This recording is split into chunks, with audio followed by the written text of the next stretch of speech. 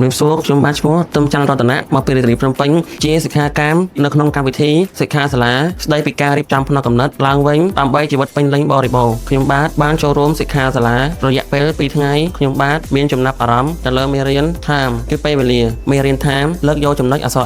I មាន22ចំណុចហើយនឹងផ្នែកកំណត់ល្អៗជាច្រើនទៀតរកអ្វីមកប្រៀបផ្ទឹមឬពិពណ៌នាពុំបានឡើយខ្ញុំបាទសូមធ្វើការប្រកាសបដិញ្ញាចិត្តថាក្រោយពីបញ្ចប់វគ្គសិក្សាខ្ញុំបាទនឹងយកចំណេះដឹងនិងជំនាញវិជ្ជាជីវៈទាំងនេះទៅផ្សព្វផ្សាយអប់រំបន្តដល់គ្រួសារសមាជិកក្នុងសហគមន៍និងក្រុមការងារព្រមទាំងយុវជនដែលមិនមានឱកាសមកទទួលវគ្គបណ្ដុះបណ្ដាលដោយផ្ទាល់នៅទីនេះដើម្បីឲ្យពួកគាត់ទទួលបាននូវចំណេះដឹងដោយរូបខ្ញុំបាទយ៉ាងពិតប្រាកដជាចុងក្រោយសូមថ្លែងអំណរគុណអង្គការសាស្ត្រាចារ្យបណ្ឌិតសាំងអៀបសូមថ្លែងអំណរគុណសិក្ខាកាមដែលបានចូលរួមទាំងអស់គ្នាជាពិសេសសូមថ្លែងអំណរគុណយ៉ាងជ្រាលជ្រៅចំពោះសាស្ត្រាចារ្យបណ្ឌិតចននីដែលបានបណ្ដុះបណ្ដាលខ្ញុំបាទនិងសិក្ខាកាមទាំងអស់ដោយលះបង់ទាំងកម្លាំងកាយកម្លាំងចិត្តនិងកម្លាំងបញ្ញាព្រមទាំងពេលវេលាដ៏មានតម្លៃសូមគោរពជូនពរសាស្ត្រាចារ្យបណ្ឌិតចននីមានសុខភាពល្អបរិបូរណ៍មានកម្លាំងមាំមួនមានជនមានយុយឺនយូរមានប្រាជ្ញាវាងវៃមានទ្រព្យសម្បត្តិដុសស្ដំមានសុភមង្គលនិងកិត្តិយសឧត្តមឧត្តមព្រមទាំងសម្រាប់ជោគជ័យគ្រប់ភារកិច្ចសូមអរគុណ